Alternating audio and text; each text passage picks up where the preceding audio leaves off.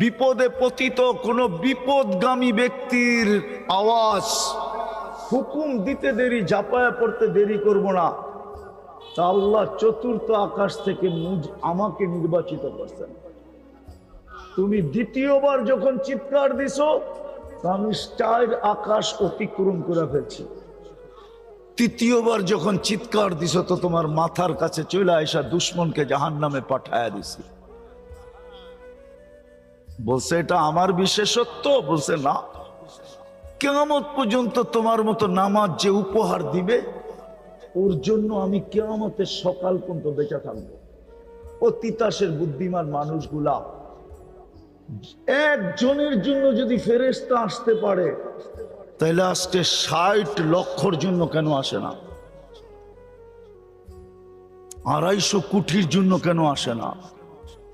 আফগানিস্তান কি করে মাটির সাথে মিশা গেল? ইরাক কি করে মাটির সাথে মিশা গেল?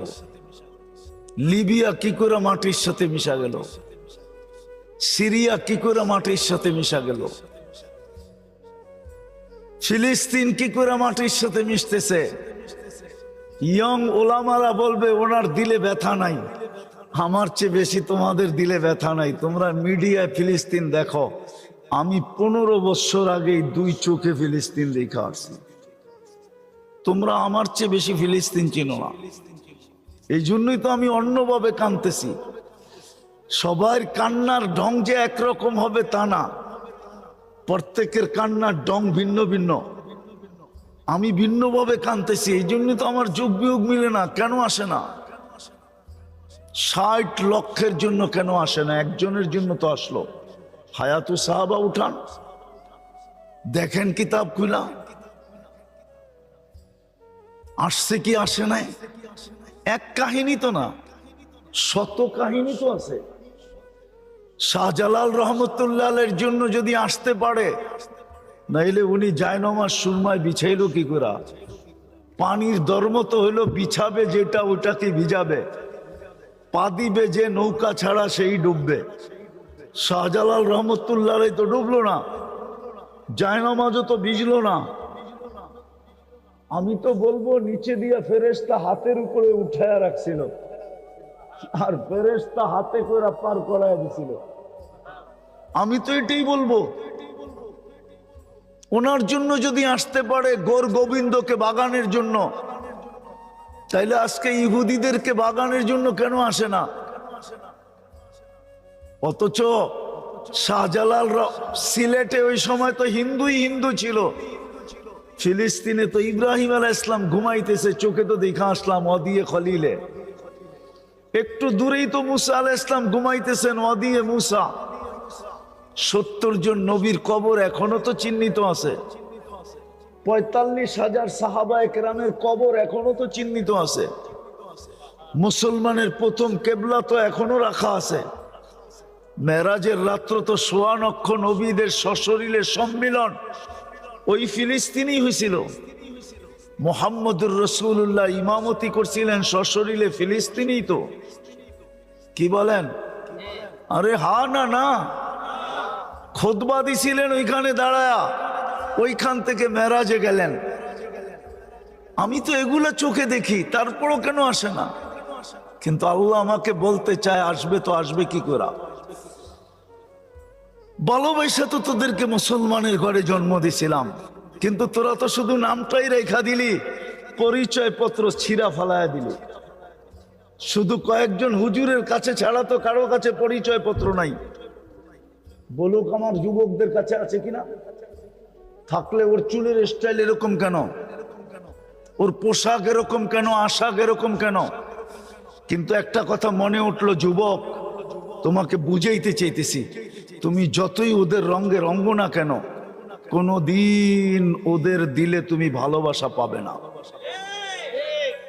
তোমাকে আমি চ্যালেঞ্জ দিয়া বলবো, দুনিয়ার কোনো চ্যালেঞ্জ না, আমার এই চোখের চ্যালেঞ্জ দিয়া বলবো, তুমি আর কি বাংলাদেশে বসে ওদের রঙে রঙিন হয়ে ভালোবাসা পাবে? যারা ওদের দেশের পাসপোর্ট পাইছে, ওদের দেশের গ্রিন কার্ড পাইছে, ওরা পর্যন্ত ওদের রঙে চলে, ওদের ঢঙ্গে চলে। ওদের চেয়ে আপডেট হয়ে চলে। যখনই ওর আইডিটা দেখে আর যখনই ওর পাসপোর্টটা স্ক্যান করে, তখনই আর ভালোবাসা ওর জন্য দেখাইতে পারে না, চোখগুলা এরকম বড় বড় করে। আমার এই চোখে শত না হাজারো দেখা আছে। যাও যাও ইউরোপে যায় দেখা আসো, যাও কানাডা আমেরিকায় দেখা আসো, অস্ট্রেলিয়ায় যায় দেখা আসো, নিউজিল্যান্ডে যায় দেখা আসো। আমার কথা যদি বিশ্বাস না হয়, সত্য না হয়, তোমাদের জুতা আমার গাল গাল, এই বড়া মজমা। আমি তোমাদের পায়ে হাত দিয়ে বুঝাইতেছি, কোনদিন ওদের রঙে রঙিন হয়ে তুমি ওদের দিলের ভিতরে জায়গা করতে পারবে না। চ্যালেঞ্জ তোমাকে, কোনদিন না। এমনকি যদি চামচামি করো তারপরও পারবে না। আমার কাছে প্রমাণ আছে। বলো, সাদ্দাম হোসেনকে কে দড়াইয়া দিছিল? কে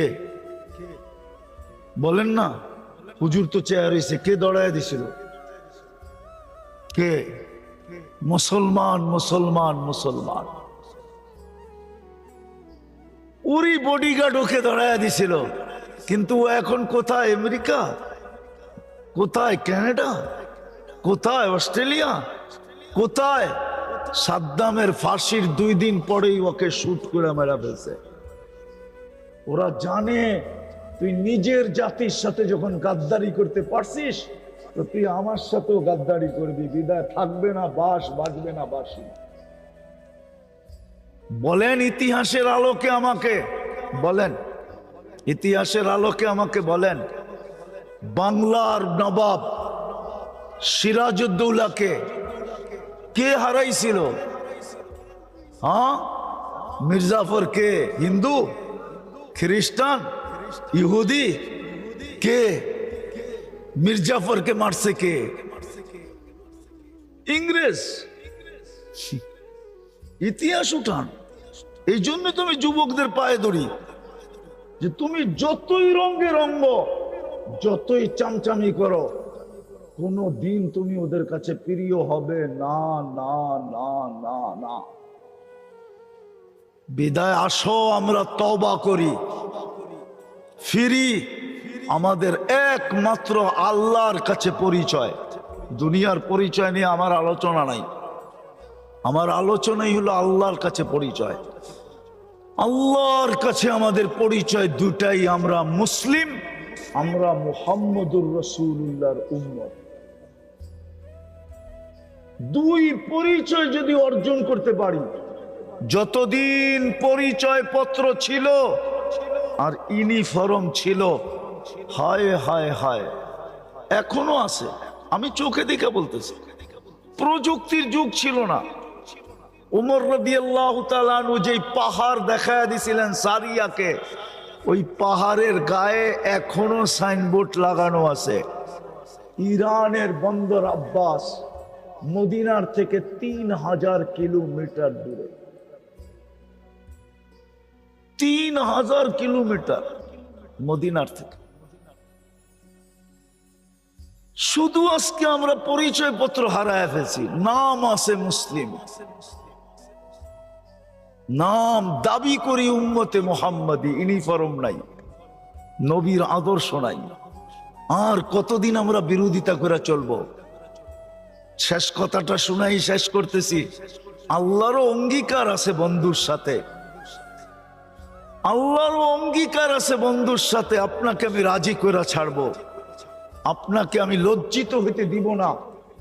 বিদায় আল্লাহ আমাদেরকে পুত পবিত্র করবে 2 ভাবে, 2 ভাবে করবে, 2 ভাবে। হাদিসে আছে আল কাতলু ওয়াস সালাসিলু, অহেতুক হত্যা হবে, অহেতুক। নাইলে আপনি দেখেন বাংলাদেশের ইতিহাসে আপনি পাবেন 1 কাপ চার জন্য গুলি করে মেরে ফেলছে, পত্রিকায় আছে। 5 টাকার বাদামের জন্য গুলি করে মেরে ফেলছে, পত্রিকায় আছে। সন্তান বাপকে গুলি করে মেরে ফেলছে শুধু 500 টাকার জন্য। আমি অ্যাড্রেস দিতেছি, যে জিজ্ঞেস করে আসেন। তাও ঈদের দিন সকালে, রোজার ঈদের দিন সকালে। আমানুল্লাহ আমান সাহেবের এলাকা হজরতপুর কেরানীগঞ্জের সকালবেলা ছেলে 500 টাকার জন্য বাপকে গুলি করে মেরে ফেলছে। অহেতুক হত্যা হবে, ফিলিস্তিনে অহেতুক হইতেছে, কোন যুক্তি নাই, অযৌক্তিক। নিরীহ মানুষ মারা যাইতেছে। হত্যা হত্যা হত্যা হত্যা হত্যা। দ্বিতীয় ভূমিকম্প। আগে ছোটবেলা শুনতাম 2-4-10 বৎসরে বাংলাদেশে একবার ভূমিকম্প হইতো না। 2024-এ 47 বার বাংলাদেশে ভূমিকম্প আসছে। 2025-এ এখন নেটে সার্চ দিয়া দেখেন কতবার ভূমিকম্প আসছে। গত 2 সপ্তাহ আগেও বাংলাদেশে ভূমিকম্প আসছে। মাত্রায় যদিও কম ছিল, হতে পারে ছোট হইতে হইতেই একদিন হবে এরকম একটা, বাস পবিত্র করার জন্য মাটির নিচে নিয়ে নিবে। বিদায় আসেন, তওবা করি। আমাদের পরিচয় এই দুটাই আল্লাহর কাছে, আর কোনো পরিচয় নাই। আজকে আমরা মায়ের খাইতেছি এই জন্যই, শুধু কিছু লোক চিৎকার দিতেছি, আমরা পুরা জাতি স্রোতের মতো অন্যদিকে ভাসতেছে। নাইলে কেন হবে? আমি মিডিয়ার মাধ্যমে আপনাদেরকে একটা কথা জানাইতেছি। হুজুরের বয়ান আমি অনেক দূর থেকে এসে শুনতেছিলাম। কালকে মনে হয় সম্মেলন আছে ঢাকাতে, ঠিক না? হ্যাঁ, সত্য তো না? সত্য না? হ্যাঁ, এই দেশে কত % মুসলমান? হ্যাঁ, আচ্ছা বাদ দিলাম, মুসলমান বাদ দিলাম। বলেন, নারীদেরকে ইসলামের চেয়ে বেশি মর্যাদা দুনিয়ার কোন সমাজ আর কোন ধর্ম দিছে? চ্যালেঞ্জ। ইসলামের চেয়ে বেশি মর্যাদা কেউ দিছে? হ্যাঁ হ্যাঁ, আল্লাহর রসুল গ্যারান্টি দিতেছে, 3 মেয়ে লালিত পালিত করে যদি সঠিক পাত্রে দিতে পারলাম আমি জান্নাতের গ্যারান্টি দিতেছি। বলছে, ইয়া রাসূলুল্লাহ 2 মেয়ে? কয় তাও। 1 মেয়ে? কয় তাও। কয় মেয়ে যদি না থাকে? কয় বোন আছে? কয় আছে। একে যদি সুশিক্ষিত করা সঠিক পাত্রে দিতে পারো তোমার জন্য জান্নাত। বলেন, কোন ধর্ম দিছে? আর কোন ধর্ম দিছে? হ্যাঁ হ্যাঁ। যখন মহিলা মা হয়, শাফি রহমতুল্লাহ আলাইহি সারাদিন লম্বা হইতেছে না তো, সারাদিন পরিশ্রম করার পরে রাত্রে এসে মার পায়ে তেল মালিশ করতেন আর টিপা টিপা ঘুম পড়াইতেন। মাঝে মাঝে পায়ের তালুতে চুমা দিতেন, আর মা কাইপা উঠা বলতো, শাফি আমার পায়ের তালুতে চুমা। তোমার পায়ের তালুতে চুমা দেয় কে? বলছে, আমি তো দেখতেছি তুমি দিতেছ। তো বলতেছে, না না মা, আমি তো আমার জান্নাতে চুমা দিয়া স্বাদ নিতেছি। বলেন, দুনিয়ার কোন ধর্ম এত বড় মর্যাদা মাকে দিতে পারছে? বলেন, আমাকে তো বুঝাইতে হবে না। বরং আমি বুঝতেছি, যারা নারীর অধিকার প্রতিষ্ঠিত করতে চাইতেছে, ওরা এই জন্য চাইতেছে, হাম তো ডুবে হ্যাঁ সনম তুঝে লে ডুবেঙ্গে, আমরা তো ডুবছি, তোমাদেরকে আর ভালো থাকতে দিব কেন? আমাকে তো বুঝাইতে হবে না। আমি তো জানি ইউরোপের মেয়েদের মর্যাদা কতটুকু, আমি জানি। আমি তো চোখে দেখি, আমি তো আপনাদের স্বাধীনতাও দেখি নাই। ওই সময় তো আমি ইংল্যান্ডে ছিলাম। 4 তারিখে রাত্রে আমি কানাডা যেতেছিলাম। কানাডায় নামার পরে জানছি বাংলাদেশ স্বাধীন হয়ে গেছে। আমি তো চোখে দেখি ওইখানে মেয়েদের ইজ্জত কতটুকু। হ্যাঁ, এতটুকু ইজ্জত বলা যেতে পারে যে ওরা টিস্যু। টিস্যু বোঝেন? টিস্যু বোঝেন? টিস্যু। হ্যাঁ, এতটুকু, এতটুকু মর্যাদা। কিন্তু আমি সরকার প্রধানরে একটা কথা বলবো আর কি, আপনাদের মাধ্যমে, মিডিয়ার মাধ্যমে, বড় শ্রদ্ধা করি ওনাকে। আমাদের গৌরব, মডেল উনি হ্যাঁ, সম্মানী ব্যক্তিকে সম্মান দেওয়া এটাও ইসলামের শিক্ষা। উনি নোবেল বিজয়ী। কয়েকদিন আগে তো কেউ আচার খাইলো আমাদের ছেলেদের পেশাবে, ঠিক না? মনে হয় বোঝেন নাই। কার পেশাবে? বাচ্চাদের, ছেলেদের পেশা, ছাত্রদের পেশাবে, ঠিক না? আমি ওনাকে করজোর অনুরোধ করব উনি যেন মেয়েদের পেশাবে আচার না খায়। উনি পুরুষ, একটা পুরুষের পেশাবে আচার খাক, আমার কোনো আপত্তি থাকবে না। কিন্তু উনি পুরুষ হয়ে মহিলাদের পেশাবে আচার খায় কি করে? মনে হয় বুঝাইতে পারি না আপনাদেরকে। পারছি বুঝাইতে? আমি ওনার কাছে অনুরোধ করব, আমি ওনাকে সম্মান করি, ইজ্জত করি। আল্লাহ ওনাকে ইজ্জত দিছে, যালিকা ফাদলুল্লাহ ইউতি মান ইয়াশা। কয়েকদিন আগেই তো উনি দেখলো আমাদের ছেলেদের হাতে কেউ পেশাব আচার খাইলো, তো এরকম আচার যে বাউন্ডারির বাইরে চলে গেল। আমি ওনার কাছে অনুরোধ করব উনি যেন মহিলাদের পেশাবে আচার না খায়, একটা পুরুষের পেশাবে আচার খাক। তাইলে তো মনকে বুঝাইতে পারবো যে পুরুষ হইয়া পুরুষের পেশাবে আচার খাইলো, উনি কেন মহিলাদের পেশাবে আচার খাইতে যেতেছে? যদি মিডিয়ার মাধ্যমে আমার কথা ওনার পর্যন্ত পৌঁছে,